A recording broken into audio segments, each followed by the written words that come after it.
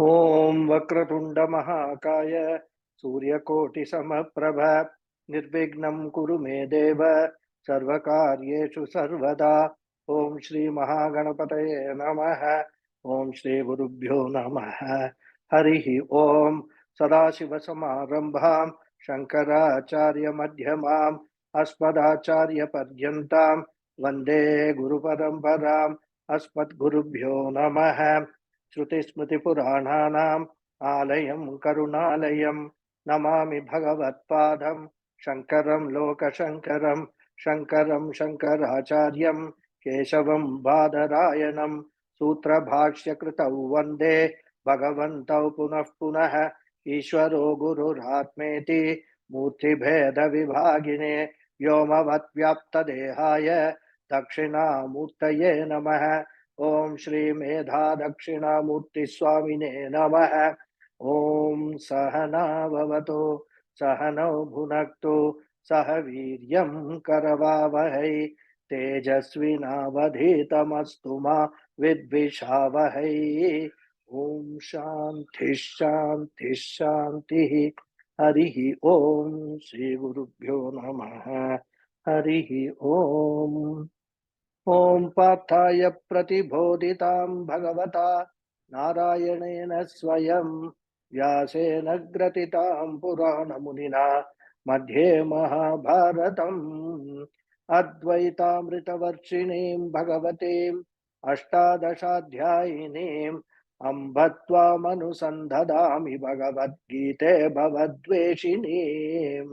यं ब्रह्मा वरुणेन्द्र रुद्रमरुतः सुन्वन्ति दिव्यैस्तवैः वेदैः साङ्कपदक्रमोपनिषदैः गायन्ति यं सामगाः। ध्यानावस्थिततद्गतेन मनसा पश्यन्ति यं योगिनः यस्यान्तन्न विदुः सुरासुरगणाः देवाय तस्मै नमः।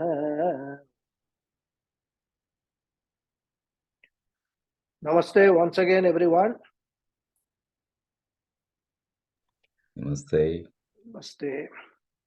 Shri Bhagavan Uvacha लोकेऽस्मिन् द्विविधा निष्ठा पुरा प्रोक्ता मया नघ ज्ञानयोगेन साङ्ख्यानां कर्मयोगेन योगिनाम्. So as I have been saying, the second chapter is a summary of the whole Gita teaching. And with this sloka in the third chapter, the elaborate teaching of the Gita begins. And in this sloka, Krishna is not talking as Mr. Krishna, who was born on a given day, on a Ashtami day, in Rohini, Nakshatram and all that, at a given time, in some jail. Not that Krishna. But he is actually talking to Arjuna as Ishvara, the Lord. I think I have mentioned it earlier also. Throughout the Gita, Krishna talks in three capacities. We must understand this very carefully. Many people get confused because of this. Yeah, Krishna has said this here and Krishna has said that this thing there. So they are both contradictory. They come up with all these kind of, criticism of Gita because they don't understand in what capacity, first of all, Krishna is talking. The same person as a husband may tell one thing to his wife, and the same person will, as a father, may tell something else to his son or children, and what he is telling to these two sets of people may be contradictory. That does not mean that what he is a confused person. Depending upon what the relationship is, we actually frame the words and language and the messages. So here also, Krishna, one capacity is a friend of Arjuna, childhood friend, where he is very informal. The second is Krishna speaking as Ishvara or Saguna Brahman, as an avatara. And the third capacity in which Krishna addresses Arjuna is as Nirguna Brahman or Swarupa Atma. And therefore, while understanding the slokas, we have to be very, very clear in our mind as to in which capacity Krishna is speaking in respect of that particular sloka. And as I said, many people do not make this distinction, and therefore they get confused and blame Krishna for making confusing and contradictory statements. In fact, if we recall, the sloka beginning in the second chapter, Kutastva Kashmalamidam Vishame Samupastitam Anarya Jushtamaswargyam Akirtikaram Arjuna. Then the next sloka, Klaibyamma Smagama Partha Naitatyayupapadhyate Shudram Hridaya Daurbhalyam Tatyaktvottishta Parantapa. These two slokas are examples of Krishna addressing Arjuna as a childhood friend. Very informal, takes liberties to use words like Anarya Jushtam, Klaibyam, etc. Unmanliness. You are talking like a transgender. Klaibyam means a transgender in modern terminology. So here Krishna is actually addressing Arjuna as what? As a childhood friend. Then this sloka which we are discussing, Lokesmin Vividha Nishta Pura Prokta Mayanaga. Krishna is speaking in his capacity as Ishvara, as Avatara, as Saguna Brahman. Pura Prokta Maya, by me, I have told this at the beginning of the creation. Who told that? The one who gave the Vedas, that is Ishvara. So he is Avatara here. Even the sloka, Yada Yada Hi Dharmasya Glanir Bharata Abhyuttanam Adharmasya Tadatmanam Srijamyaham Paritranaya Sadhunam Vinashaya Cha Dushkritam Dharma Samsthapanarthaya Sambhavami Yuge Yuge. Again, Krishna talks in his capacity as an avatara, as a Saguna Brahman, as Ishvara. One more example we will see in the 4th chapter. Imam vivasvate yogam proktavanaham avyayam vivasvan manave praha manurikshvakave bravit. Again spoken in his capacity as an avatara. And in fact, in 4th chapter, Krishna himself will talk about what an avatara is and all. We shall see that when we come to the 4th chapter. Then in the 10th chapter, I mean, just an examples I am giving you. I am not recounting all the slokas. 10th chapter, he says, Aham Atma Gudha Keshaha Sarva Bhuta Shayastitaha Aham Adischa Madhyam Cha Bhutanam Antameva Cha. Here Krishna reveals his nature as Nirguna Brahman, as the Adhishtanam of the entire universe. So these three capacities we can see throughout the Gita. Krishna addresses Arjuna. And of course, he is actually addressing us through Arjuna. Arjuna is only a nimitta matra. So these are few examples I have given. And as we go along, we will be able to identify more and more examples. Therefore, while understanding each sloka of the Gita, the very first requirement is we must be very clear in our mind as to in what capacity Bhagavan Krishna is speaking. Then the context of the sloka and what the message that he is conveying will become very clear. So, speaking in his capacity as an avatara, here in this sloka, Krishna says that in the Veda, the twofold nishtas were expounded by him. Nishta, as we have seen, means a committed lifestyle. For example, a person who is committed to the practice of japa, chanting the Lord's name, is called japonishta. When performing austerities, tapas, as the emphasis in one's life, that person is called taponishta. One for whom the pursuit of Brahman is the nishta, is the lifestyle, is called Brahmanishta or Jnananishta.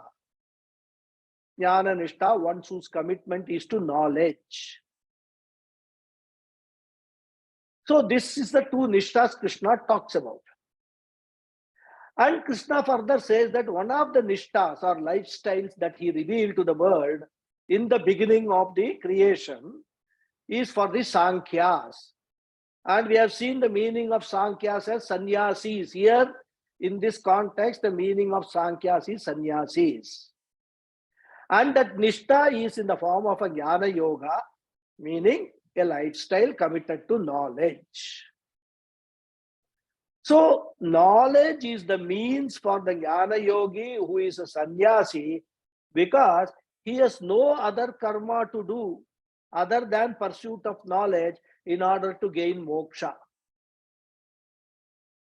The other nishta Krishna talks about is karma yoga nishta, which he revealed to the world in the beginning, which is for everyone else other than the sannyasis, and who are called the karma yogis. So basically, Krishna talks about two lifestyles of spiritual people. We need to understand one thing, that the entire Gita teaching is meant for people who follow the Vaidika Marga, Vedic way of life. Gita is not meant for all humanity. People say, oh, Gita is meant for humanity. Humanity can use the Gita in order to convert their lifestyle into a Vedic way of life. And those who have absolutely no clue as to what Vedic way of life is, scriptures like Gita will not make any sense to them.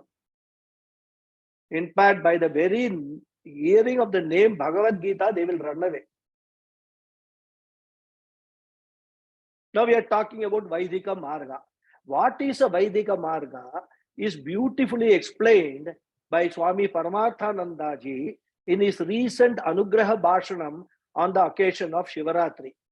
I'm sure many of you would have actually heard that talk, very nice talk, but that emphasizes who are the adhikaris, who are the people to whom Gita teaching will appeal.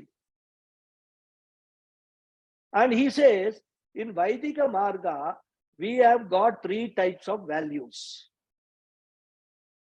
The first type of values is general set of values which are meant to refine the human beings as a social living being.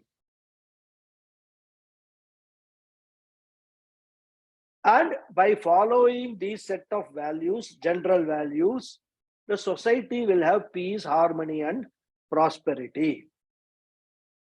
These general values are called Samanya Mulyani or Samanya Dharma. In fact, there are so many of these general values, Samanya Dharma. It is not at all difficult for us to arrive at them with the help of our own common sense. Very simple they are. And in fact, even Yoga Shastra, the Yama and Niyama which are enshrined in the Yoga Shastra are nothing but these Samalya Mulyani, these general values. So even though we can come up with these general values, for example, I don't like to be hurt, so I should not hurt anybody.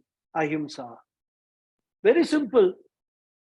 The basic underlying principle behind these general values is, I should not do unto others what I do not want others do unto me. That's it. That is the general values. And Shastra reinforces these set of values in various, mantras, dharmam chara, Matru Devo Bhava, Pitru Devo Bhava, Acharya Devo Bhava, Atiti Devo Bhava. All these are general values. Satyam Vada. All these are general values which are reinforced in the Shastras also. So these are the Samanya Dharma or general values. Then we have got a second set of values which are religious values. So by following these values, we will be able to lead a religious way of life.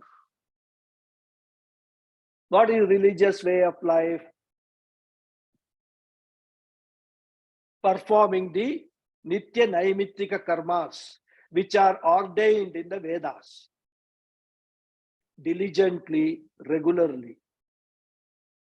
Not doing Sandhya Vandanam once in a month. Once in a month you do Tarpana. So there are certain karmas which are ordained in the Vedas as Nitya karmas and Naimittika karmas, following those diligently. And this, what happens? The first one, the general values, refines me as a human being. The second one helps me to follow a religious lifestyle. Even though to begin with, this Nitya Naimittika karma can start as Sakama karmas, but over a period of time, with more and more maturity, following this religious lifestyle for a length of time, we will be able to convert these karmas into Nishkama karmas. And when you convert these karma, performance of these karmas into Nishkama karmas, then automatically they start their work of purifying the mind. And that is what is Karma Yoga is all about.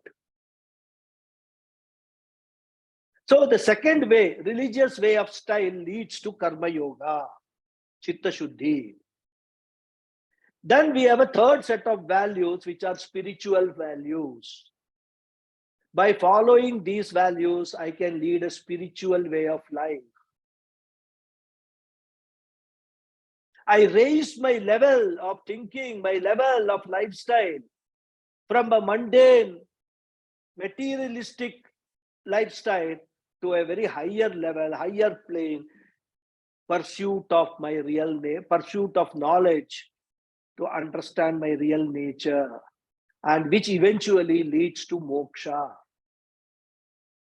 Thus, general values, religious values, spiritual values, all put together is Vaidika Marga.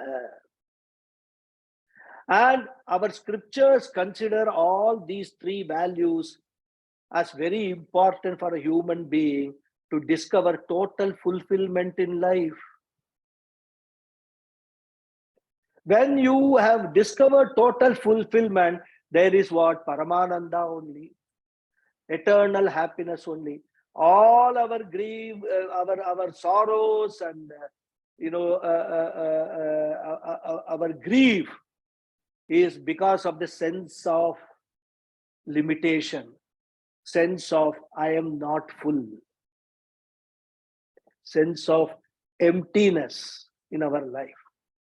Once you discover fulfillment by following all these three values, then you are a moksha purusha, purna. Discover purnatvam in your life. And therefore, we should give importance to all three of them. Throughout the Gita, Lord Krishna talks about these three values only. So in the Gita, Krishna through Arjuna addresses people like us who follow the Vaidika Marga, who are mumukshus and who have a desire for liberation from this travails of the samsara.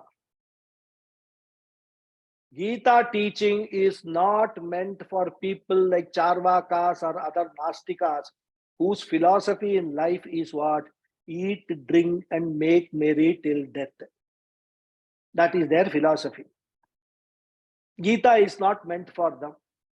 So if you happen to come across somebody who wants to engage you in a discussion with Gita, Bhagavad Gita, first of all, find out what his inclination is. Does he have an inclination to following Vaidika Marga, these kind of lifestyles, these kind of values, which we just now saw.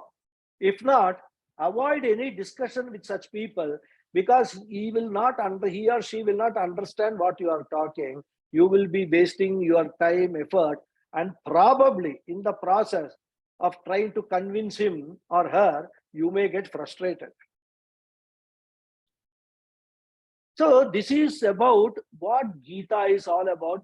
And I thought I will share this right in the beginning of the elaborate teaching itself, so that we should be clear when we are actually following the teaching as to what the messages that is being conveyed.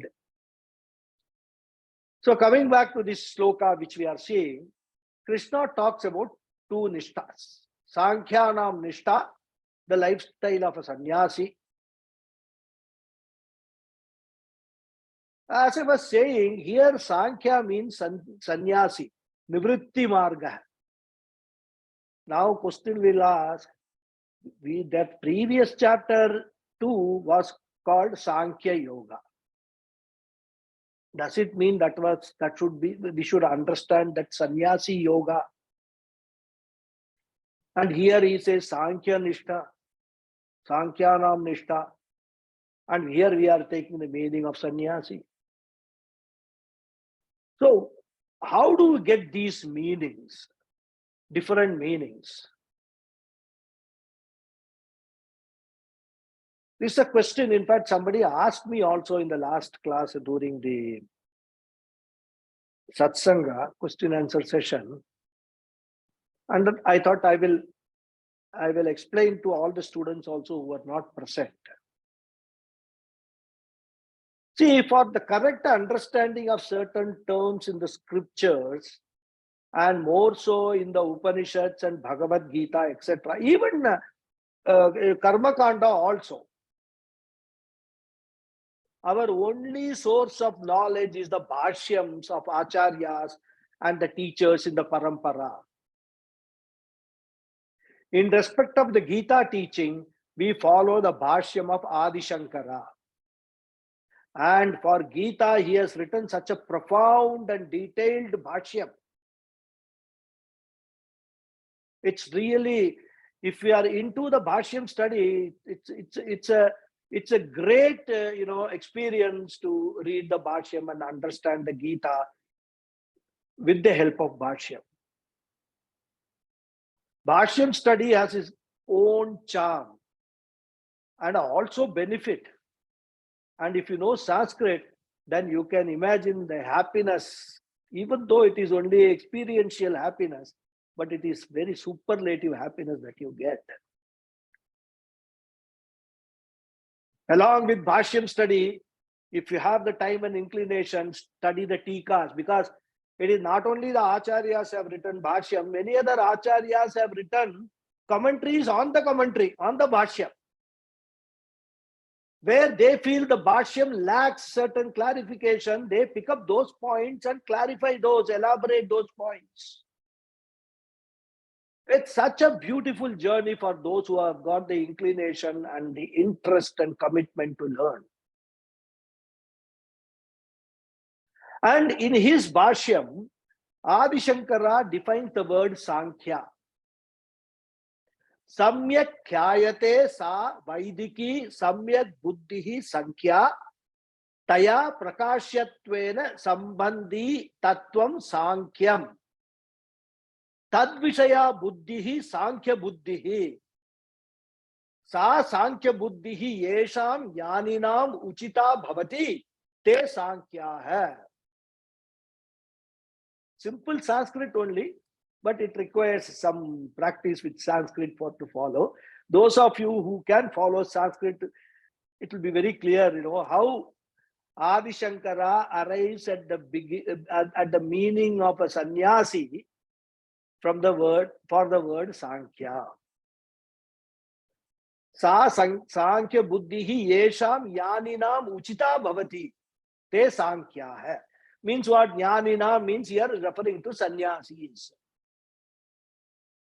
And elaborating, Pujya Swamiji says in his commentary, the word Sankhya means knowledge, and is also used in the Gita by Lord Krishna to mean sannyasa, the life of renunciation.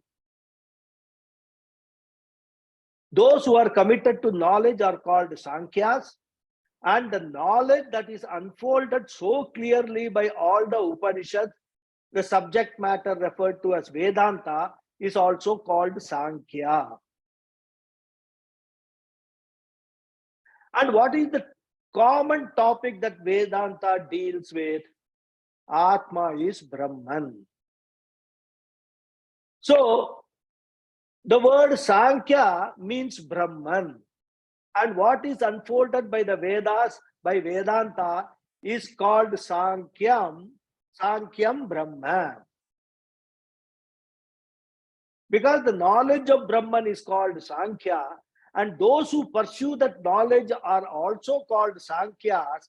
We find that in the Gita, that word is used as a synonym for sannyasa, the lifestyle of renunciation, in which alone, as per the tradition, knowledge is pursued exclusively. Therefore, when we are understanding this word Sankhya, in the second chapter, Sankhya Yoga means knowledge of Brahman, which was the central theme of the second chapter. Whereas in this sloka, the same word Sankhya is used in the meaning of a sannyasi. Therefore, while studying the Gita, or for that matter, any scripture written in Sanskrit, we have to keep in mind the nuances involved in interpreting the terms used in the Sanskrit language. It's not very easy. It is not that you pick up a dictionary and you will know the meaning. And that is why it is again and again emphasized that the study of the scriptures should be undertaken only with the help of a guru who is already trained in unfolding the messages of the scriptures. That's very important. Scriptures is not meant for self-study. So coming back to the topic, here in this context, the word Sankhya refers to a renunciate or a sannyasi. And for those sannyasis, what is the lifestyle? Jnana Yoga lifestyle. So the lifestyle of a sannyasi is governed by the pursuit of knowledge only. He does not have any other duty. And that is why when a person takes sannyasa, he even removes his sacred thread, casts it away. He renounces all nitya naimittika karmas. He does not perform any homam or anything, nothing. They are called niragnis. Niragnis. They have nothing to do with fire. Even Gayatri Japa, which he took with so much reverence at the time of Upanayanam ceremony, and which he is supposed to have protected throughout his brahmacharya and grahastha ashrama. Even that Gayatri mantra, he simplifies it and converts it into Omkara. So that he does not require much time to repeat the Gayatri also. What a Grihastha 108 Gayatris in Pratha Sandhya repeats, a sannyasi will repeat Omkara 108 times. You can imagine just chanting Om 108 times as a meditation, how much less time it will take as compared to chanting the entire 24 syllable Gayatri mantra. So the idea is what? Idea is the sannyasi should spend very little time in all other activities, spend most of his time, in fact, all of his time, I should say, in pursuit of knowledge only.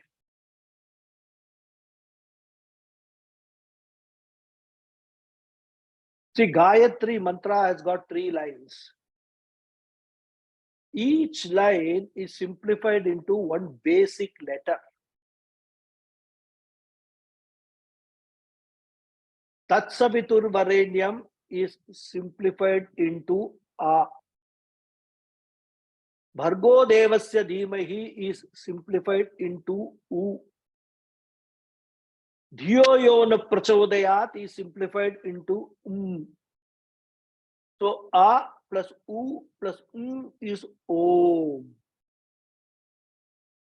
And therefore, he does not require much time to chant Gayatri, so that all the time is available only for one purpose, Jnana Yoga, pursuit of Jnanam, pursuit of knowledge. And it is like governments, in many Western countries and all, even in India also, they give many grants to scientists. They want to promote science. And because the science, whatever science that we know of today, has helped the civilization to progress very fast, has led to, has benefited a large number of people across the world. Therefore, the government, even many big industries rather, they give large amount of funds for research to the scientists. All this, for example, this greatest example is this COVID, how we won over the COVID, the vaccination which was developed. It is not a very profitable, it may not be a profitable enterprise at all, but it benefits the mankind, So therefore, these grants, this financial assistance is given to those scientists so that the scientists are free from all burden of earning money, taking care of their family, etc. And they can spend all their time in research, which will benefit scores, I would say millions of people. Therefore, a society which provides maximum benefit to a thinking person is an intelligent society. Vedic society was an intelligent society. Therefore, they said, a brahmachari need not earn his livelihood. Let him concentrate on learning from his education. Food will be provided to him by the grahasthas. He goes around, bhavati bhiksham dehi. He will get his food. His livelihood will be protected. Similarly, a sannyasi need not earn for his food. He need not earn for his clothing. He need not earn for his shelter. They said, let a sannyasi dedicate his life to study and research into the scriptures and propagation of the scriptures. And it is because of such a society existed, such a Vedic society existed, that we have got tons and tons and tons of literature. In fact, whatever we are learning now, be it Bhagavad Gita or even a few Upanishads, it is just the topmost layer. Our scriptures go much deeper and deeper. Just to give you an example, Brahma Sutra is the topmost Nyaya Prasthanam, topmost text, topmost scripture in Advaita Vedanta. The study of Advaita Vedanta will be incomplete without the study of Brahma Sutra. And in the Gurukulams, where we have this long-term course, Brahma Sutra is taught towards the end of the course. Last 2 months, 3 months, Brahma Sutra is taught. Brahma Sutra contains 555 sutras. But what in the Gurukulams, in that long-term course, we learn is only 4 sutras out of 555. Chatushruta. These 4 sutras are only the tip of the iceberg. And to learn these 4 sutras, we require, along with the Bhashyam, of course, we require 2 to 3 months daily classes.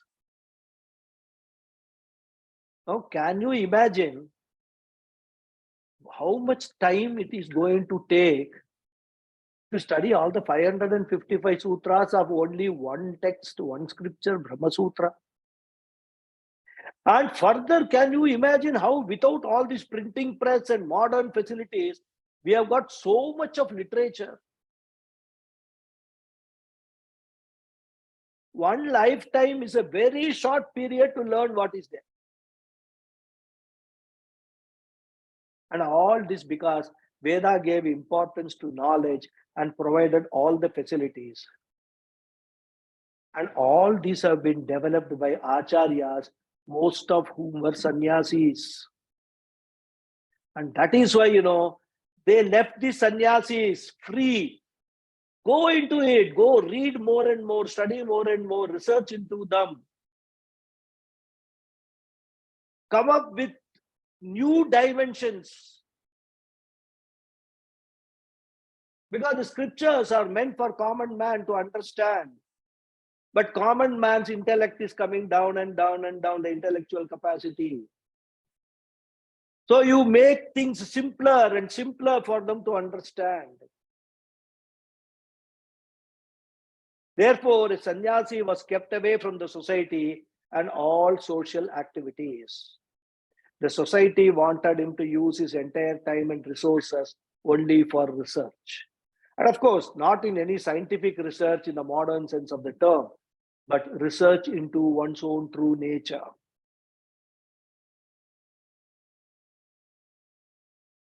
In fact, in his talk, Swami Paramarthanandaji talks about a book called Gita Bhashya.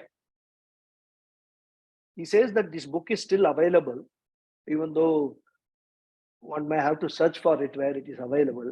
He says it has got, I have not personally seen this book, it has got 8 or 9 commentaries of Gita. 8 or 9 bhashyams of Gita that one book has got. We do not have even time to read one commentary. What to talk of studying 8 or 9 commentaries? Huh?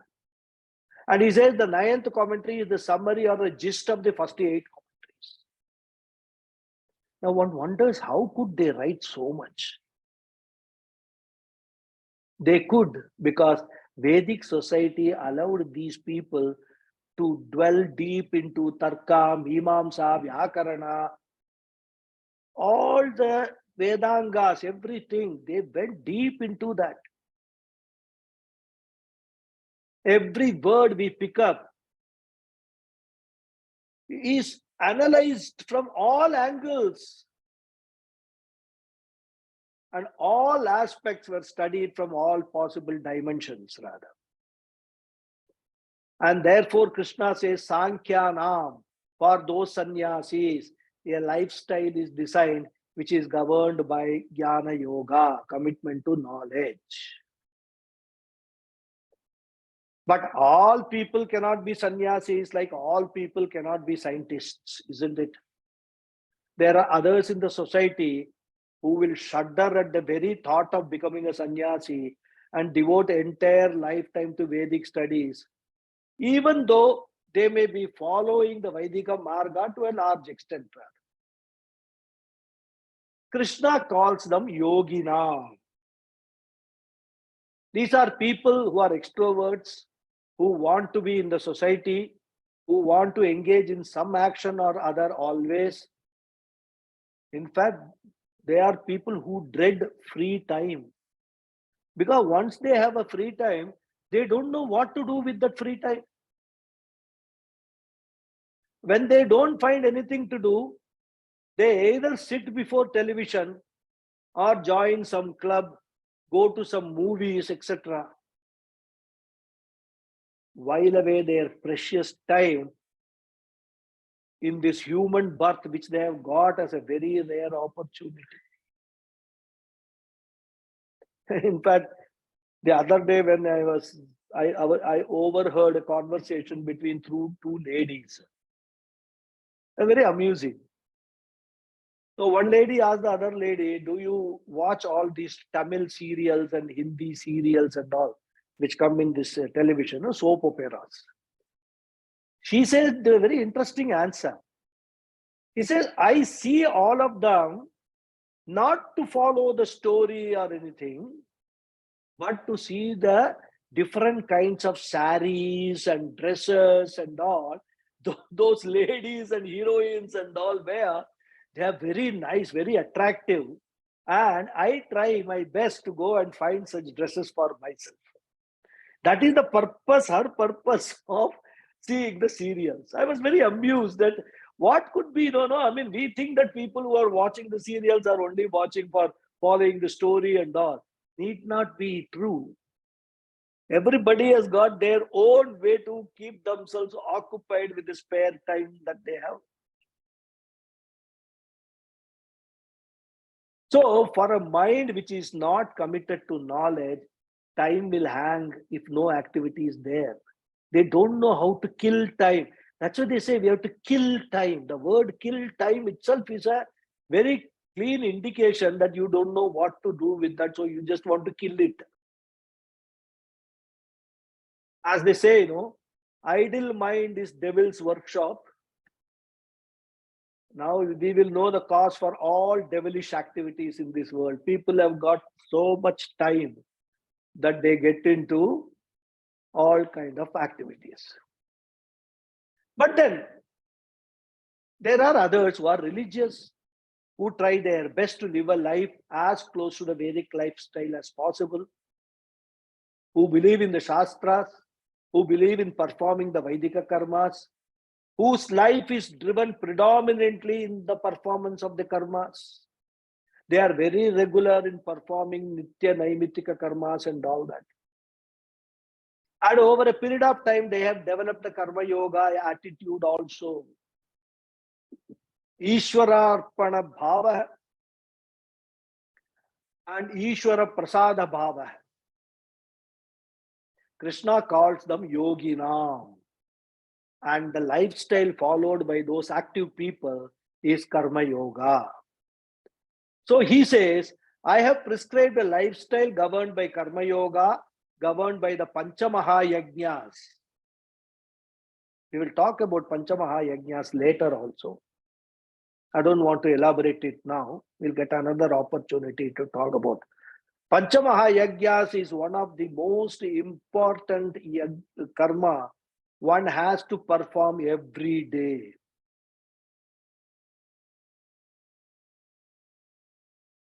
So, Karma Yoga governed by Panchamaha Yajnas, governed by an active life of contribution, an active life of service to the people, to the environment.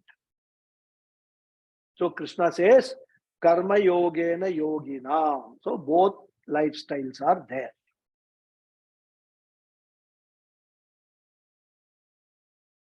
So now he said the two lifestyles Krishna talks about in the Gita. And the Bhagavad Gita, we all know that is nothing but a summary or extract from the Upanishads.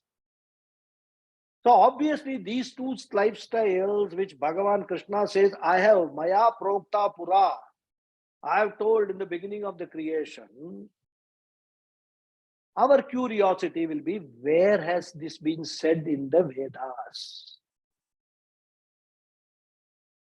So for that, we just take one example. Among the 10 Upanishads commonly studied, the very first Upanishad is called Ishavasyopanishad. The first mantra of this Upanishad is meant for a sannyasi, a jnana yogi. It says, Ishavasyamidam sarvam yat kincha jagatyam jagate tena tyaktena bhunjitha ma gridakasya vidvanam. Jagatyam jagat, in this moving world, everything should be looked upon by you as what? Ishavasyam idam sarvam. Idam sarvam should be looked upon as Ishavasyam. Everything should be looked upon by you as Parameshwara, the Lord.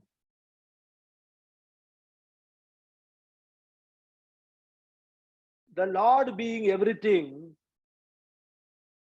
what is there that is yours? or what is there which is not yours, because everything is Lord, Bhagavan, Ishvara, Parameshwara. You are also that Parameshwara. You are also one of the everything. Therefore, Tena Tyaktena Bhunjita, live a life of renunciation and pursue knowledge alone. This mantra advises. So, pursuit of this knowledge and giving up every other pursuit is the life of a sannyasi or jnana yogi, says Shankara in his commentary. Now, the second mantra of the same Upanishad says, Kurvanneveha karmani jijivishet shatam samaha evam tvayi nanyate toste na karma lipyate nare. He says, even if you want to live 100 years, right? Jijivishet shatam samah. Even if you want to live 100 years, live doing karma with proper attitude. This is the best way for you. If karma is done in the proper way, it will not affect you at all.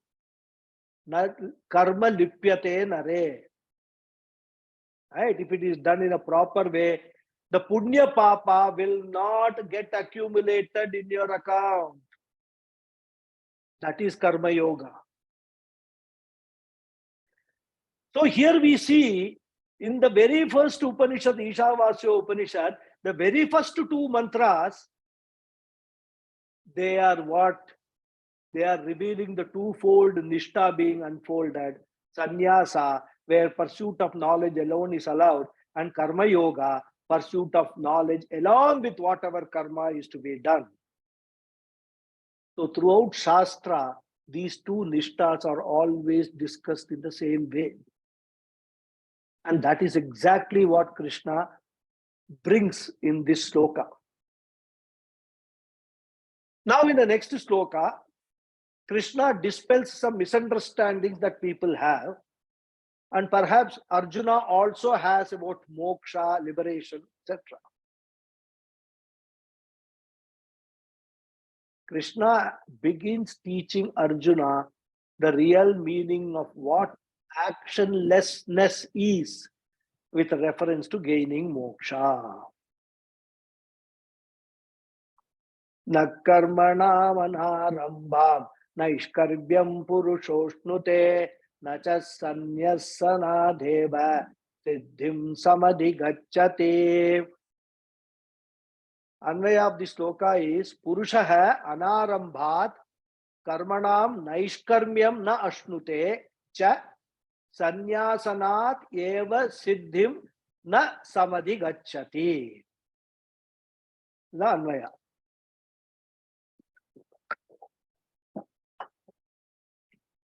The word meanings: Purushaha, a person, anarambhat karmanam, by non-performance of action, naishkarmyam, the state of actionlessness, or can call it liberation or moksha.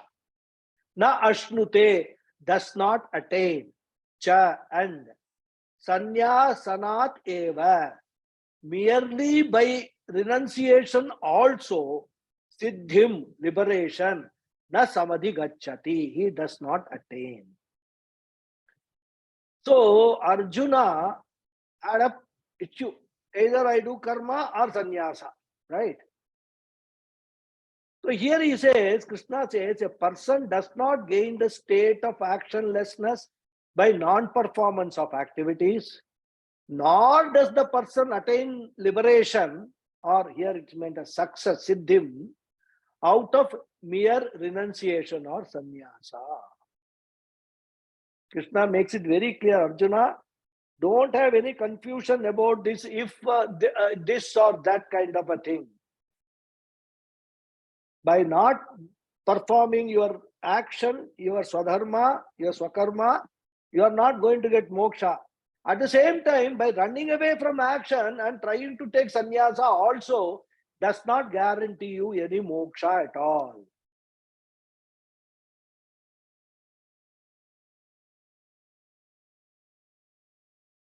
So here Krishna establishes a connection between Karma Yoga and Sannyasa.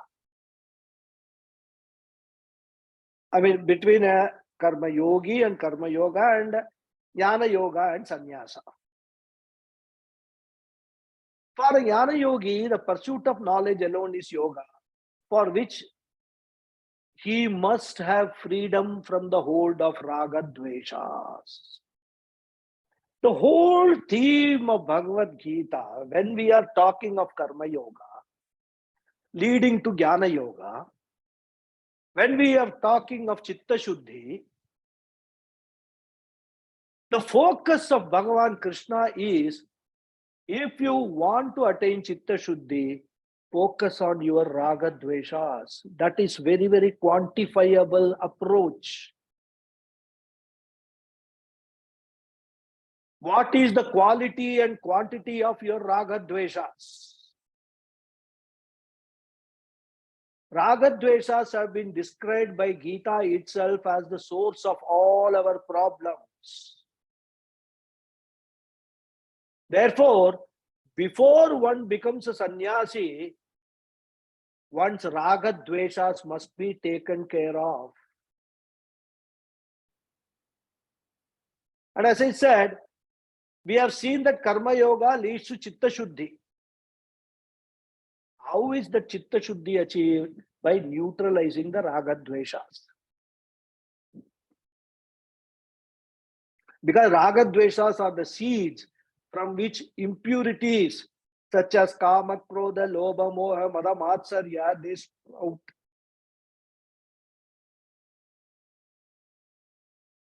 So when we talk of purification of the heart or chittam or mind, whatever you can call, we are referring to neutralizing the raga dveshas, or in other words, releasing the hold of raga dveshas on us.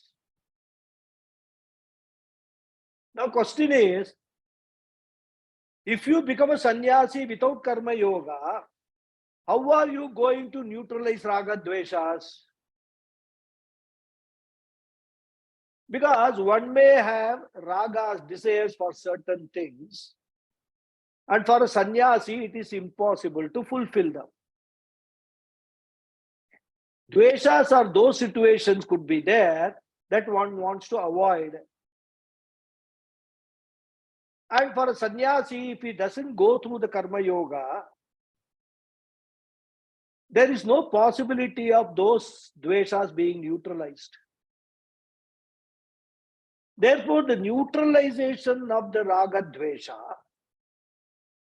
the field for the neutralization of the raga dveshas is available only to a karma yogi. Therefore, karma yoga becomes the means for a person to take sannyasa and pursue jnana yoga. Thus, karma yoga becomes a means for jnana yoga, and jnana yoga becomes a means for moksha.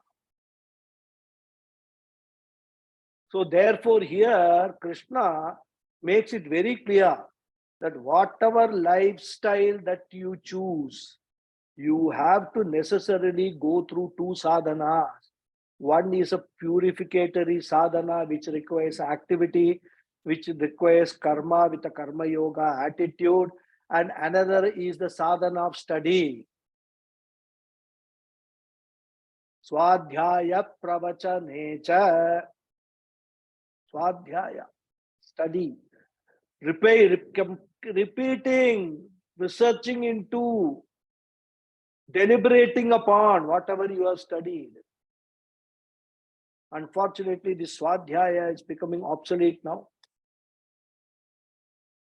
The only type of Swadhyaya most of the people do immediately on waking up, not even getting up from bed, on waking up, is browsing the internet, busy with WhatsApp, Facebook all night, what all messages I have received, who all have responded to the messages that I have given. All this is right from the morning. They don't even get up from the bed. Forget about brushing teeth and doing other ablutions. For such people, where is the time and inclination for spiritual studies or engage in these spiritual sadhanas? In fact, if you go and tell people that you are attending Vedanta classes, they raise their eyebrows. What? Vedanta class? What is there to learn? And the funny part is when some people tell them that they have been studying for years together, 10 years, 15 years, people wonder, they say, what is there so much to study? In fact, the level of ignorance is so much that people whom we believe are religiously inclined, are exposed to the Vedas. I came across one person who actually used to, attend temples and chant some Vedic mantras and all. He did not even know the difference between Veda and Vedanta. He asked me one day, hey, what is this Vedanta all about? That is the level of ignorance people have got. Therefore, the study of scriptures, and that too a very systematic study of Vedantic scriptures, which requires a deep thinking, is an important aspect in life, in this, which is possible only in the human birth. But unfortunately, it is being forgotten and neglected. All the acharyas through these kind of classes, what they are trying to do is they are attempting to revive that Vedic culture, revive that knowledge, spread that knowledge to the best extent possible, so that the seeds of this knowledge, they don't dry up.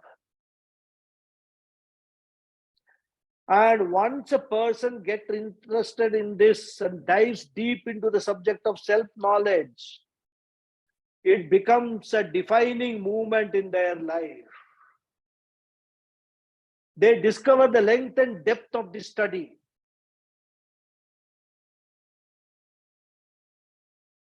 We have seen one mantra or one sloka can be explained for 20 minutes, 40 minutes, 1 hour, sometimes one whole week. It all depends upon the depth of knowledge of the guru and the patience of the shishyas. I must mention that. There are commentaries after commentaries, tikas after tikas, which analyze the slokas from various angles and explore various meanings. It's a wonderful journey of knowledge for those who are inclined and committed. As I said, in these talks, we are focusing only on one commentary, that is Shankara Bhashyam. And also, we are not studying the Bhashyam in detail. We are studying the Moolam. And you can imagine, we are just deriving the meaning from the Bhashyam without studying the Bhashyam. And we are in the 77th class and in the 3rd chapter.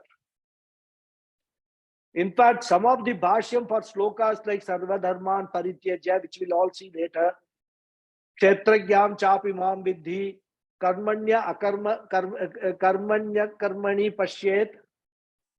Shankara Bhashya itself is so deep, it takes 15 continuous days to complete one sloka. So much is there in all this to understand. Because all these bhashyams are meant to address not only Shravanam, but basically Mananam.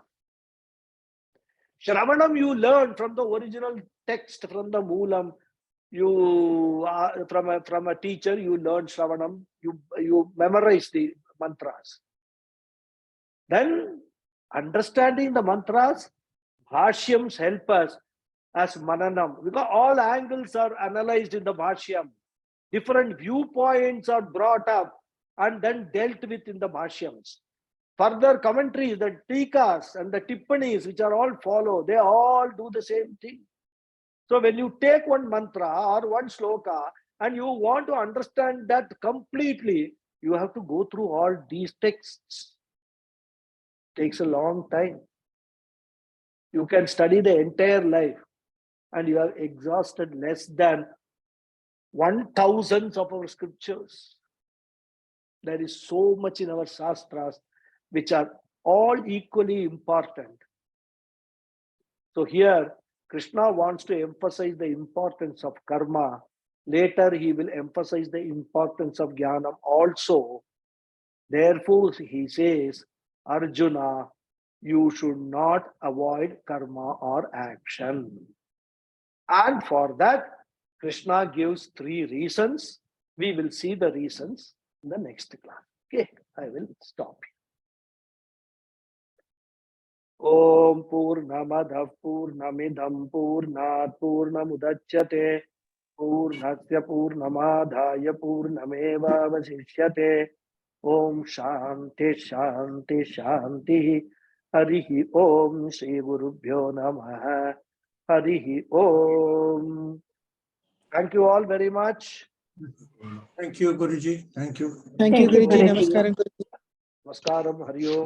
Dhanyawada Guruji. Namaste. Hari Om. Thank you, Guruji. Hari Om. Thank you. Namaskar. Thank you. Namaskaram. Namaskaram. Thank you very much, Guruji. Namaskaram. Hari Om. Namaskaram. Namaskaram. Thank you very much, Guruji. Pranam. Pranam. Thank you. Any questions? Comments? I will call you after the class, Guruji. I wanted to call and talk to you. I will. Okay.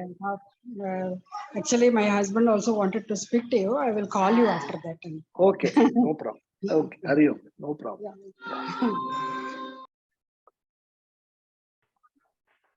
So if there is no questions or comments, we can close the Namaste, session. Guruji. Namaste, Guruji. Namaste. Yes.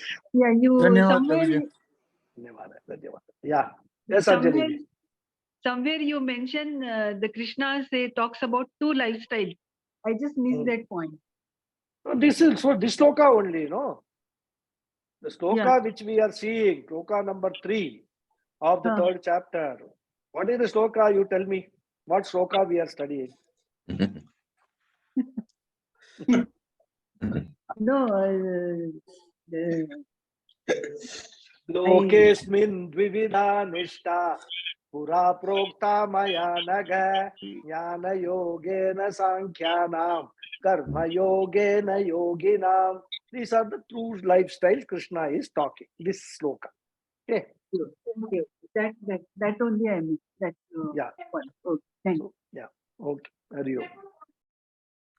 So, Guruji, the first slokam you said both are karma nishta, and there are 2 nishtas, karma nishtas, and then the next jnana nishta. And then subsequently, I also heard you say that the first one is a stepping stone to the other. Yes. So Karma yeah, yoga is a stepping stone to jnana yoga. Without Jnana. karma yoga, if you go to jnana yoga, you will have fall deep into the into the valley. Rather, you will not understand what jnana yoga is. So you've also good. Please. Yeah, tell me. We also heard. I've also heard there are so many. I mean, there are so many margas to get to the ultimate destination. Yeah. So there seems to be some kind of a conflict of messaging here. Yeah, that is a conflict because everybody comes up with their own theories. Yeah. And everybody, whenever he says that there are different margas, one is obliged to quote from where, on what basis they are saying that, isn't it? Yeah. Like in a Supreme Court, you go and argue and say some point. The judges will ask on what basis you are saying this. Whether there should be a previous decision of the Supreme Court, or that should be contained in the law, I mean, wherever it is, or some, higher, there are pramanams. Only they are, we accept it. Now, for us, the basic pramanam is Veda Praman. We can go only by what the Upanishads say, so far as the margas for moksha is concerned. It is not anybody's opinion which matters, but what is contained in the original scriptures. So in the original scriptures, people will have to point out where it is written that the bhakti marga will also lead to moksha. Yeah, this, what is that? Yoga Marga will also, Raja Yoga Marga also will lead to moksha. That they have to point out. And the unfortunate thing is that many acharyas have committed the same mistake. Because in Bhagavad Gita itself, Krishna talks about karma yoga, he talks about bhakti, he talks about yoga, right? That is the Ashtanga yoga. And people mistake it as all different paths. But actually speaking, to get into Jnana yoga, all these are necessary. Karma yoga is necessary. Ashtanga yoga is necessary.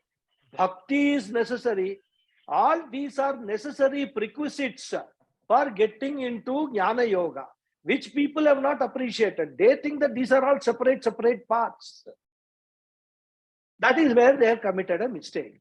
And so far as the Upanishads are concerned, whether you take Purusha Suktam, you take Kaivalya Upanishad, any Mundaka Upanishad, Mandukya Upanishad, everything talks about Jnanena eva Kaivalyam. Only with knowledge you will get moksha, nothing else. Nanya panta vidyate ayanaya, says Purusha Suktam.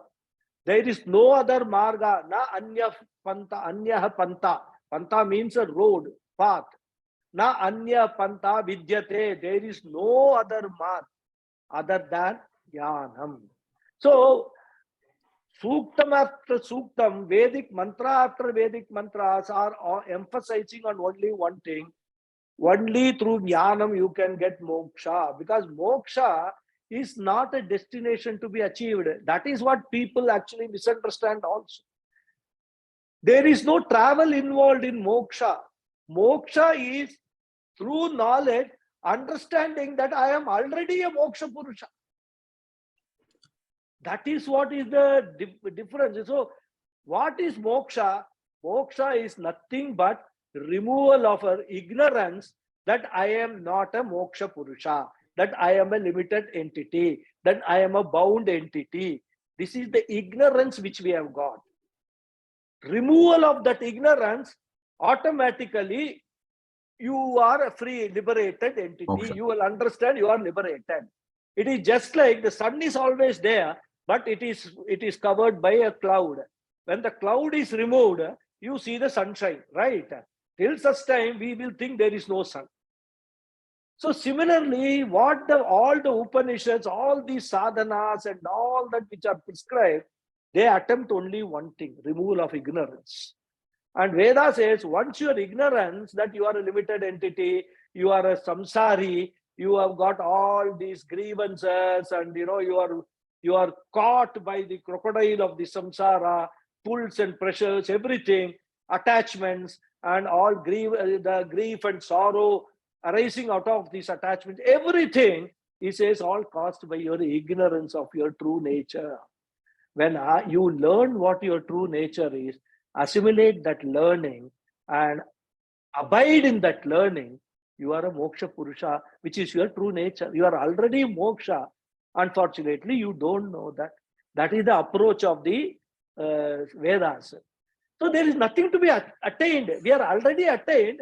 We are only understanding what it is, what the true nature is. And a simple example they give is, see, somebody may have a glass here and go on searching for the spectacles all over the place. If Guruji comes and asks, what are you searching? Oh, I have lost my spectacles. I'm looking everywhere. He says, it is there in your head itself. Just all that you have to do is put it like this, you will get. So we are already moksha purusha. The ignorance which is removed, we understand that we are moksha purusha. That is what is moksha is. It is not a destination to be achieved, to go to Vaikuntha, that's all there in Purana stage. I mean, it is the primary school stage where they will tell so many things. But we can't afford to follow that when we are in the PhD stage, isn't it? So that is how the is.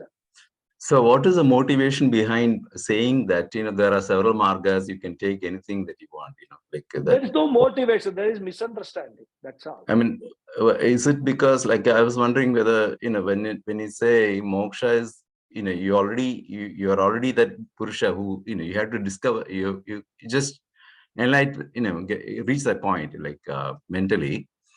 So does it then require you to be of processing analytical mind, So there You are have people, to, certain yes. people. So it would be, well, if you take a population of 100 people, maybe only 5 of them have that the quality or the analytical mind to. One out of 100 is a big number. Krishna says 1 out of million only will have that. Yes. Yeah, Yes.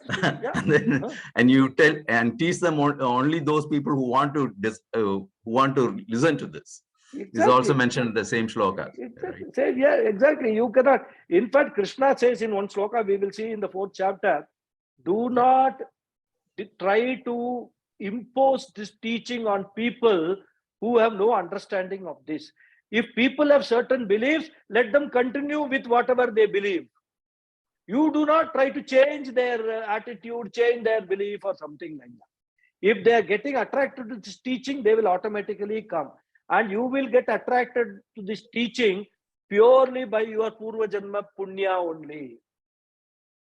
Because unless you have got a fair degree of Chitta Shuddhi, purity in the heart, you will not even come and sit in the Gita class. Coming and sitting in a Vedanta class itself requires a certain degree of minimum qualification to Chitta Shuddhi. Then only you will come and you will want to listen to what is being taught class after class. Because you start connecting with what is being taught. For that itself, you need to have Purva Janma Punya. And that is why, all Acharyas, they will never compel anybody to come, sit, I will teach you and all that. You want to come, you come. You don't want to come, you don't. Some people come, they will listen for something. They will not be able to connect with the teaching. They will leave and go away. That's all. In fact, I had one lady in Nana Nani when I was teaching there 3 years ago. That lady said, I want to come and attend your class. So I said, most welcome. In fact, I was teaching Kathopanishad. So in the middle, she wanted to come and attend the class. I said, most welcome, come and sit.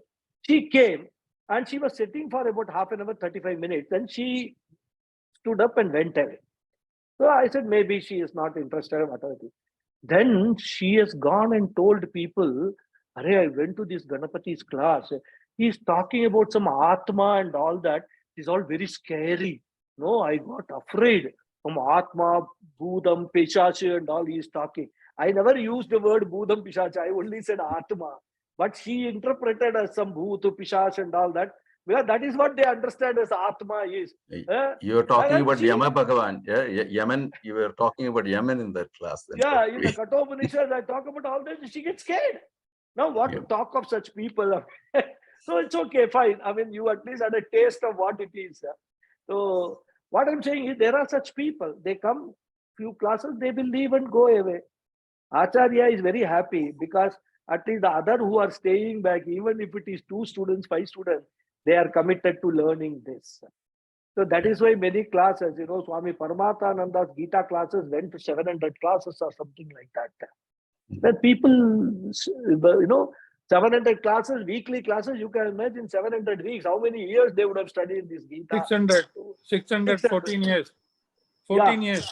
Ramuji is here, he knows the exact time. 14 years he taught. People who are interested, they got that learning.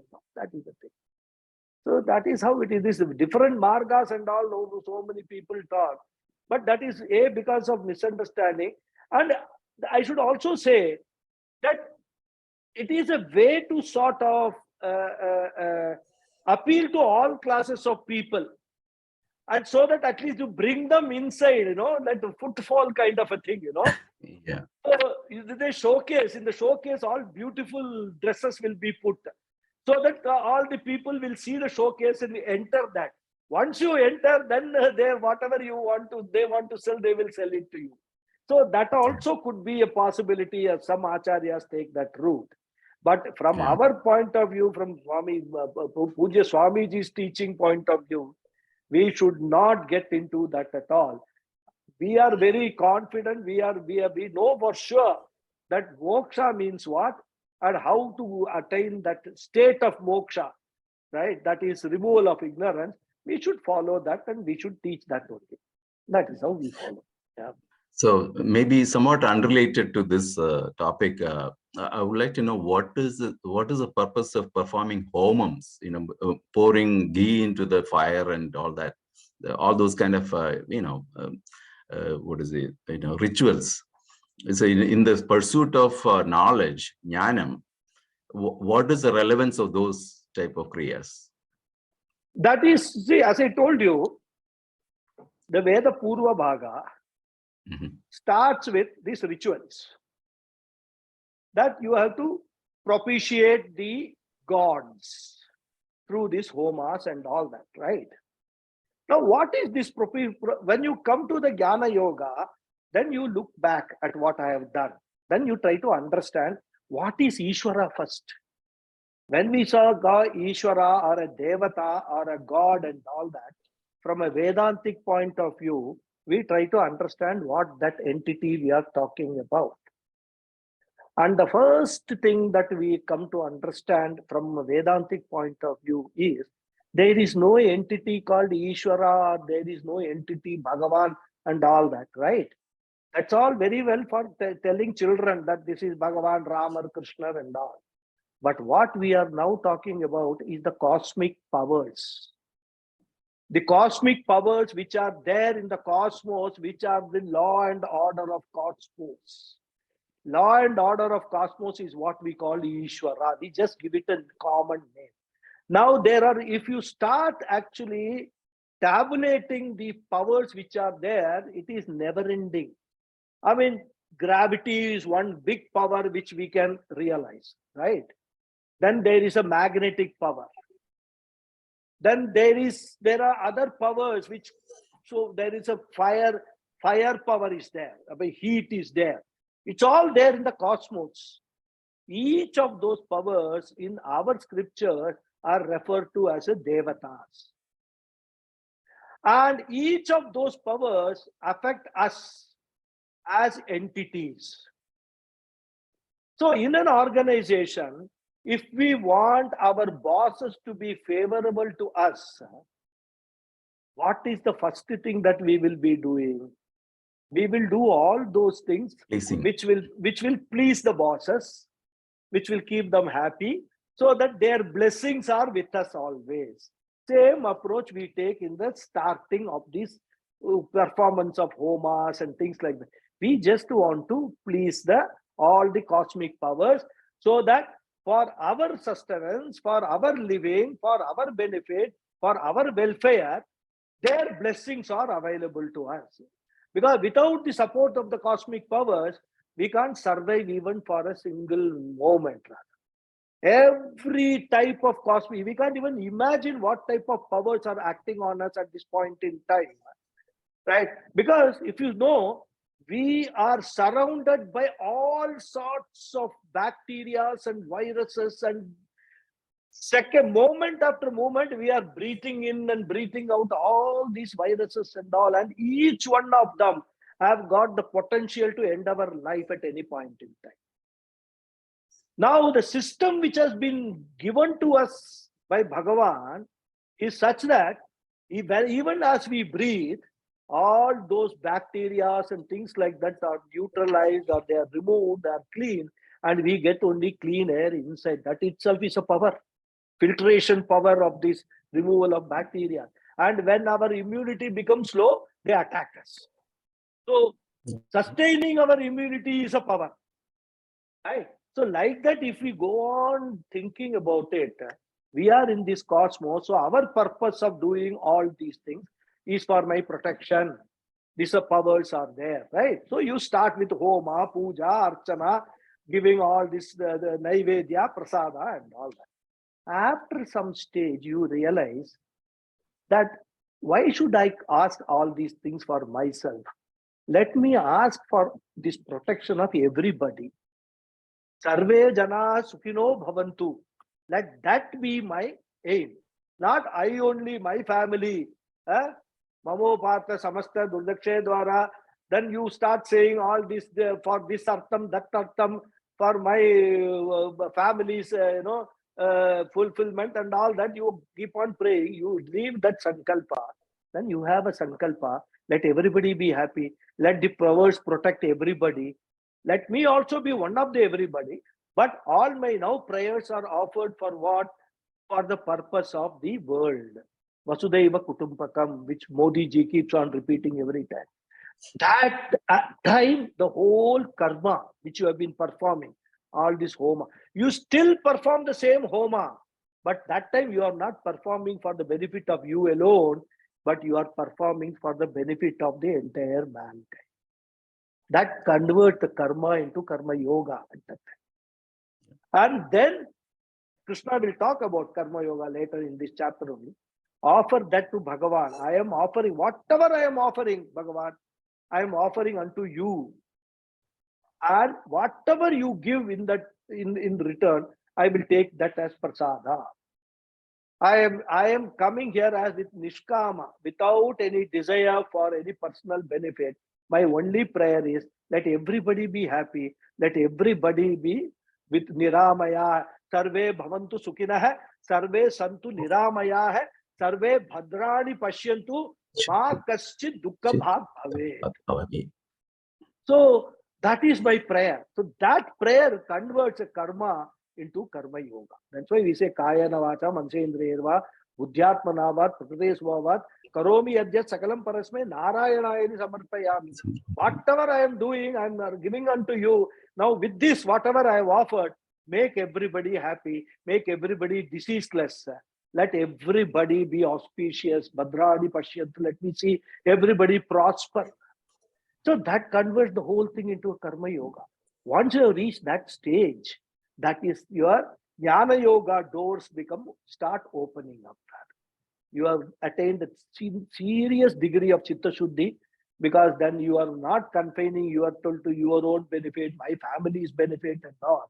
You are looking at the world, not only the human beings, you are looking at the entire environment, all the chara, acharas, the flora, fauna, everything as one family, and you will stop doing anything to hurt anybody, even if it is a mosquito, even if it is an ant, you will stop, your attitude will change.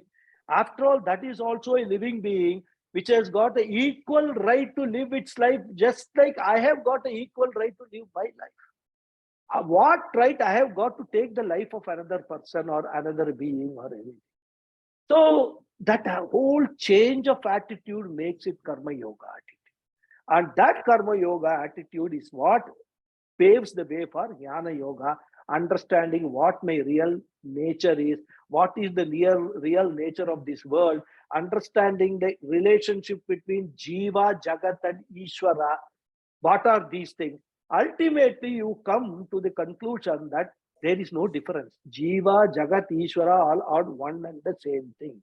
And that is the crux of the Advaita non-dual philosophy. So you go through this whole process.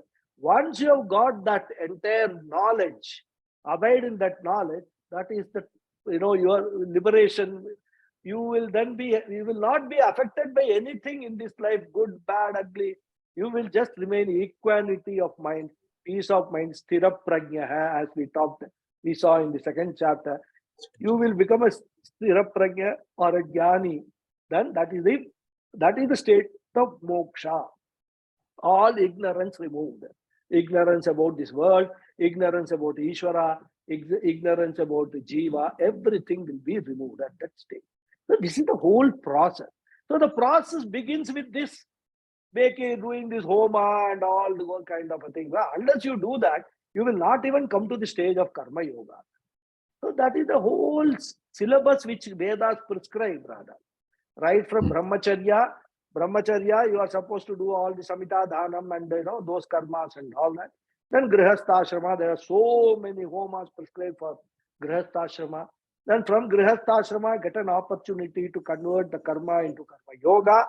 Then from karma yoga, you go to vanaprastha. Vanaprastha, you again gain further chitta shuddhi and also the ability to focus your mind.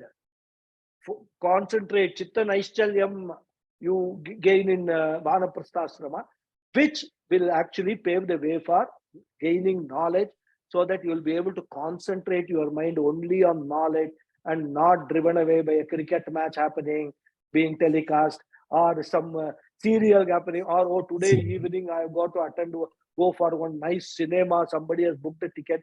All those things will not come to you at all. You will just focus on jnanam and jnanam alone. So that is a very complete detailed process. I have again somewhat unrelated to this. It's about Sanskrit, one letter. Yeah, we have in Malayalam and Tamil we have a la, tawalai, whereas in Hindi and Sanskrit we have only la, a single in the letter. But then in the books I do find that infinity like looking symbol for the other la. So is it true that there is only one law? There are no two laws. Is it a concept of? I mean, I read somewhere that it is a very old script. It does not. It's not after Panini. It predates Panini, the other law. Is that true? Okay. Yeah, it is true, because we don't find that law in use in the modern scripts. But that is found in the Vedic scriptures in some places, that law, that infinity kind of law rather. But the pronunciation is also law only for that. But Shuklam Bharadaram. So when you say Shuklam Bharadaram, that is that law. What happens? Thick, What has happened thick law. is, that infinity law, right? Okay. What has happened is, Sanskrit is not a language which has got a script. It's all oral tradition. It is an oral tradition. Now, what has happened, that at some stage they adopted Devanagari script for writing in Sanskrit. Actually, you can't write Sanskrit. You have to only pronounce Sanskrit. You can't write, right? But then, for purposes of learning and printing and things like that, they used Devanagari script. Devanagari script does not have that law. It has got only one law. Okay. So with the result, in writing and all that, mostly we find that law missing. Because Devanagari script doesn't have that law. But some people have what they have brought into that by using this infinity sign. That law is there. It is not part of Devanagari, but it is imported into Devanagari for the purpose of writing in Sanskrit. But while pronouncing, we don't need a script. We know it is Shuklam Bharadaram Vishnum, not Shuklam Bharadaram Vishnu, right? There is a difference. So when we learn it by Shravanam, by hearing, we will always pronounce it correctly, Radha. So that is the background in which la confusion has arisen. Yeah. Okay. Thank you. Thank you. Hari Om. Yes, who is that? Hariji, huh? Hariji, back in action. Been missing you in all these classes. Unmute. I'm now. How is your wife? I'm now much better. Much better. Okay. And yeah, she has started walking slowly. Yeah. Okay. Good. My apology. I couldn't. No, there's nothing to apologize. See, I two always things. say. One. Your voice is breaking. Can you hear me now? I can. Yeah. Can you hear me? Yes. We can hear you. See, yes. Please. Yeah, when we are talking about the puja and homam and all, can we interpret that I am surrendering to the nature or to the Almighty, that I am not the be all and end all, that there is some other force which is much above than me. So it is a question of surrender and trying to annihilate my ego. So I am going and giving my, I'm surrendering to the higher power. Can I interpret that? See, way? I wouldn't exactly say surrendering, because it all starts with pleasing. It starts first recognition of those powers and then pleasing those Yeah. powers for our benefit. Okay. Whenever you are talking about surrendering, we have to be very clear, what are you talking about surrendering? Is it the kind of surrender which Bangladesh army did to Indian army in 1971 war? Is that surrender you are talking about? Surrendering for what purpose? So here in the second chapter itself, the purpose becomes very clear.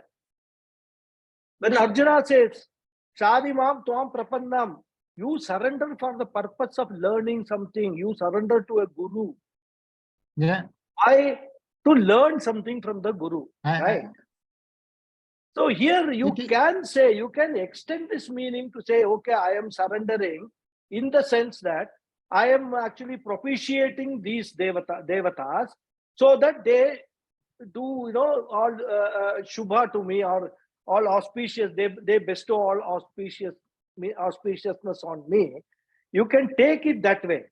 But basically, what it means is recognition that there are powers. You are right, that there are powers who are governing us, which are governing us, cosmic powers Yeah, which are yeah. governing us. We require Yeah. the blessings of those powers day Thank you. in and day out, every moment. So at this point in time, I am offering all this puja, this homa, everything in order to please those powers. I do not know myself that whether this will help or not, but the Vedas, the scriptures say that if you do that, this will happen. So I have a shraddha in the scriptures. So I believe what the scriptures say. I'm not going to question that because I take them as given by Bhagawad. So I then go ahead and I do what is being prescribed. That is the starting point of all these things. But then you don't remain there itself. You start Yeah. moving further. That's what it is. Okay. And surrendering actually will come, the Sharanagati, which we are talking about as surrendering, that Yeah. will come. Arjuna Sharanagati is what we saw in the first chapter or Yeah, the beginning yeah. of the second chapter. The Second, 10th, yeah. beginning. So that is the Sharanagati. Exactly. So ultimately, you surrender not in the form of physical surrender, I know, but you I know. surrender for the purpose of learning. That's all. I surrender my ego to Exactly. yours. Exactly. I surrender my ego to on your feet so that Yeah. whatever you can give me, you please give me. That's it. That's a way of teaching. Yeah, that's right. That's right. I have another question. This is in connection with not what you taught today, but this is Swami Paramatmananda's lecture on Shivaratri Day. There he is giving three values. One is the general value, the other is the religious value, and then the spiritual value. Yeah. When we talk about a religion, the meaning of religion is to reunite with myself, religare. Okay. Okay. So when we interpret in that way the meaning of religion, how can we differentiate between religion and spiritual? See, the very use of the word religion is a misnomer. We are using an English word which has got no connection with our culture, with our way of life. Yeah. We have imported the word religion from the West and trying to interpret our Sanatana Dharma. You want to refer to our culture, our religion, if at all. I would actually hate to use the word religion because ours is not a religion. The word is Dharma. It is our Dharma. Dharma contains two sets of things. One is certain values and actions that we should do to uphold those values. We should adopt those values. That is one aspect of Dharma. Another meaning of Dharma itself in the language is action. So even in the 18th chapter, when Bhagavan says Sarva Dharman Parityajya, does not mean that you give up all your religions and come to my religion. That is the most stupidest interpretation that anybody can have. In fact, I have seen this interpretation in one of the texts. They say, give up all your religion. Just imagine, at the time of Bhagavad Gita, what other religion was there in the world? Islam has come 1400 years ago. Christianity has come 2000 years ago. Bhagavad Gita was written minimum 5000 years ago. What other religion was there? How can you interpret the word dharma as a religion? This many people Yeah, don't even apply their mind. So there, dharma means action. Sarva dharman parityajya means give up all your actions and then take sharanagati in me. Come and abide in me.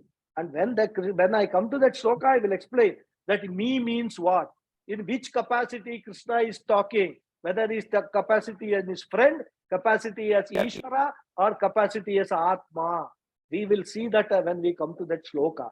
So when we use the word religion, we should actually understand that behind that word is only a very, I would say, misapplied word, religion. We should use the word dharma. Right? Okay, then Then or there is no bhakti. confusion. No, bhakti Bhakti is a part of dharma. Bhakti is a part of that. Yeah, So yeah. in general, we can say Yeah. our lifestyle, our values, our beliefs, our reverence, everything is included in that one word dharma. That is why we are called Sanatana Dharma, and which Okay, is then eternal. it is okay. Then you are clarified. There is no question of Yeah. confusion. Because when I was reading and also listening to the cassette, then I was getting little confused, how do we differentiate? Practically it is one and the same. Yeah. It is yeah. only when you are interpreting that as dharma or Yes. or bhakti, then yes. Okay. Yeah. Hari Om. Yes. Premaji. Yes, Namaskaram, Guruji. Namaskaram. My question was, you mentioned that we come out of necessity, out of a need to please, out of fear, and in some way to release our distresses. And at the same time, we are coming with ignorance. And you're talking about purification and chitta shuddhi also. So how does this process work in creating chitta shuddhi? Because you're coming in ignorance, you don't know, and you're coming out of distress or confusion, and you want an answer. And you don't know what you're approaching, and you're trying many methods. Yeah. So that's a good question. See, the whole thing what we have to understand is what is this ignorance about? That is the first thing that we have to understand. When we say ignorance, what is that ignorance we are talking about? Is it ignorance of some science, ignorance of chemistry? No, we are not talking about that. Ignorance of our true nature is what we're talking about. Now, what happens? Whenever we are able to, whenever we actually look at our own lives, what is the kind of picture that we get about our life? Oh, see, I was born on so and so day. I am living a miserable life. My daughter is not getting married. My son is also refusing to marry. And they married and they don't want to have children. I want to see my grandchildren, but they are not giving me an opportunity for that. My wife, as we get older, is becoming more and more short-tempered. Whatever I do, she goes on cursing me, or the other way around. Husband is cursing me every time. He doesn't allow me to do what I want to do. He wants me to sit when he says sits. He wants me to stand. All these kind of thoughts, which is completely overtaking our thought process, is all because of a sense of limitation. That I am not able to get what I desire. I am not able to do what I want to do. It's just, I feel very constricted, very limited, isn't it? This is the out of result. control. And the result is what? Sadness, sorrow, grief, all these results on the day in and day out. We are caught in this. This is the whole thing is called samsara. Now the scriptures say that all these things that you are saying, you are limited and all, that is because of your ignorance of your true nature, which is actually limitlessness. Your true nature is you don't have any limitation.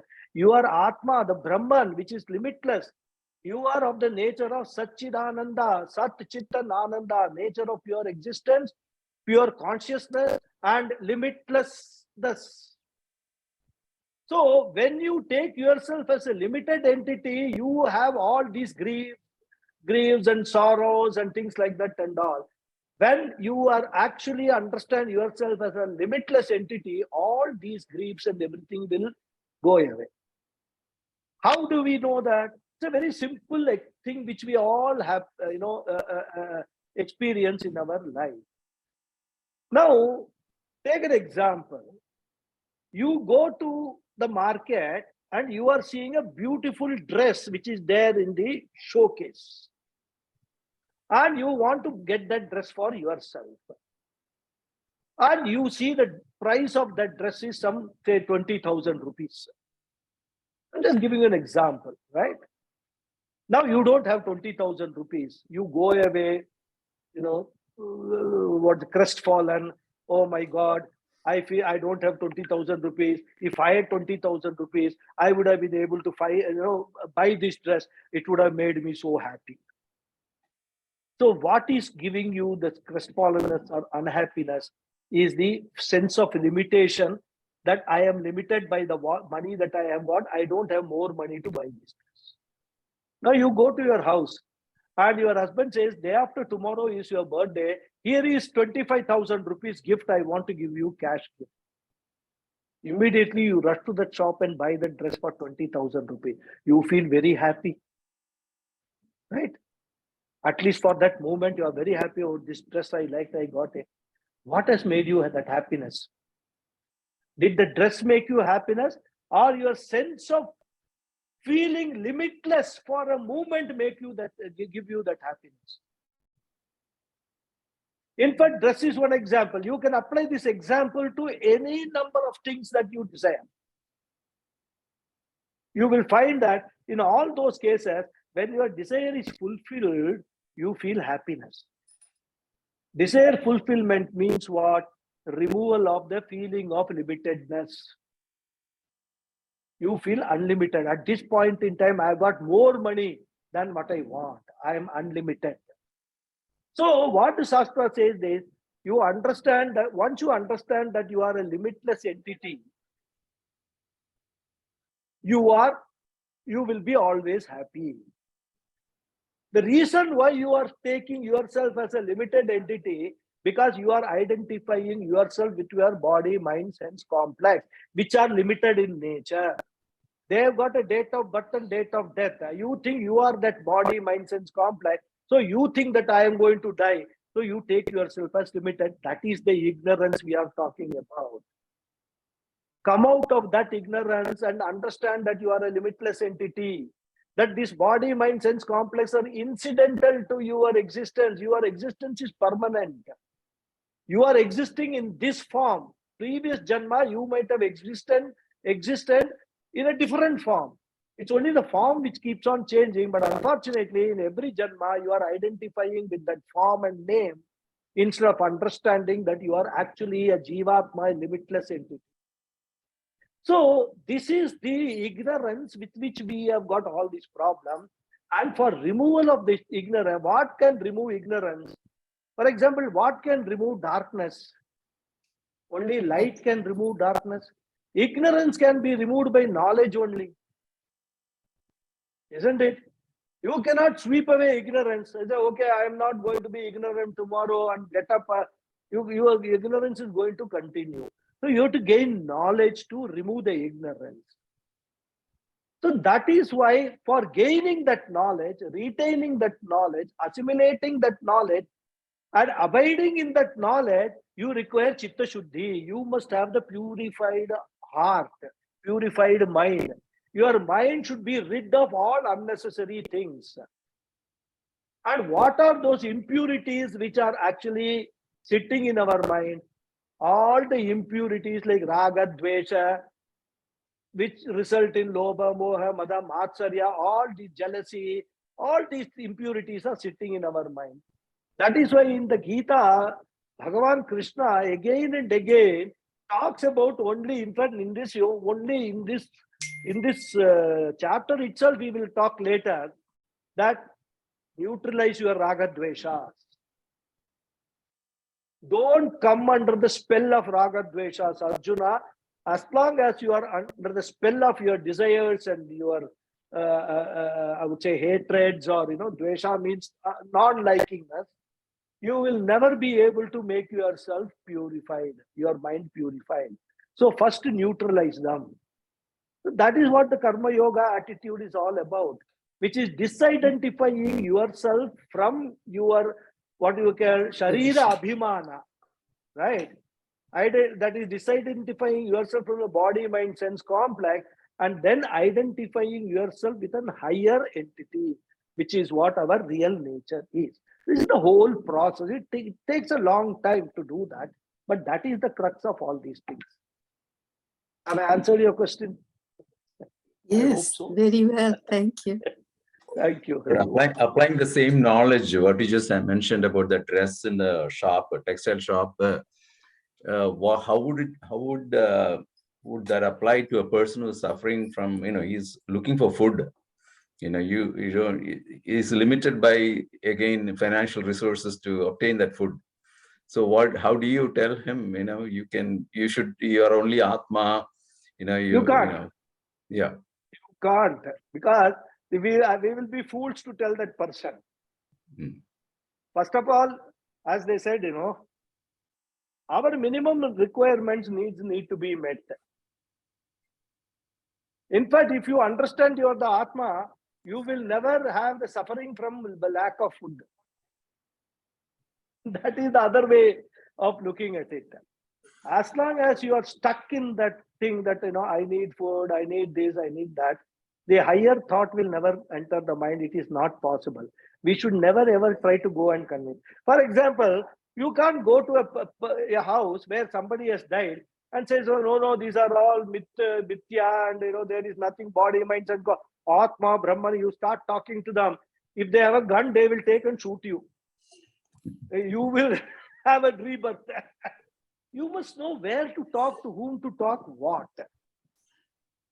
So even at your home, if your family are not inclined for all these things, don't talk to them about Vedanta. I committed that mistake for some period of time. I got it back solidly, right? It only ends in arguments and more chitta ashuddhi.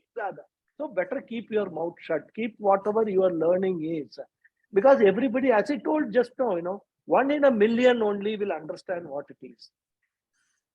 So moksha is only for people for whom all those, the sustenance has already been taken care of.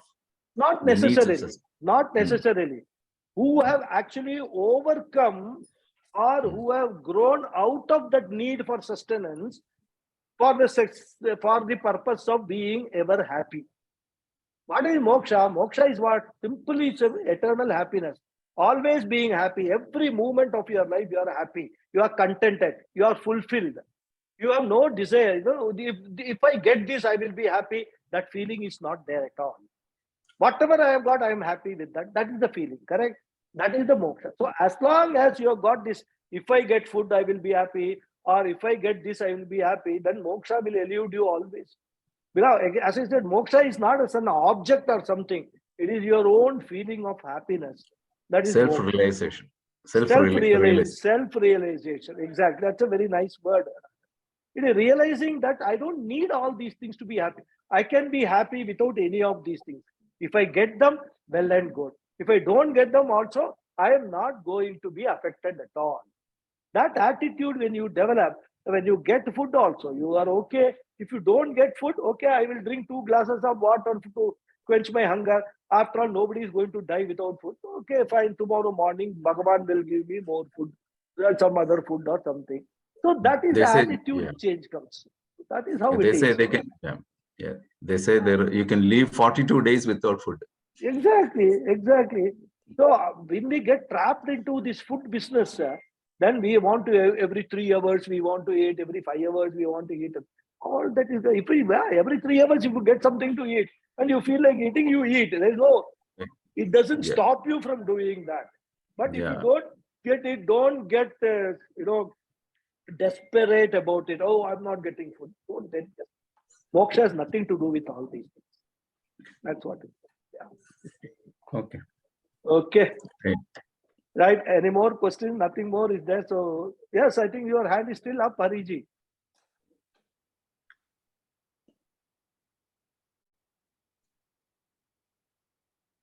Mute. He muted. Yeah. You're muted. Unmute. Yeah. I still remember Swami Chinmayananda used to repeat that when you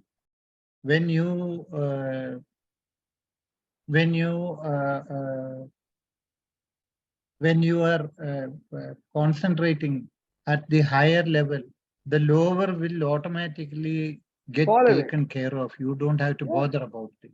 No, You it will look fall at away. the higher. Yeah, that is the law of nature. Law of nature. Exactly. So Automatically.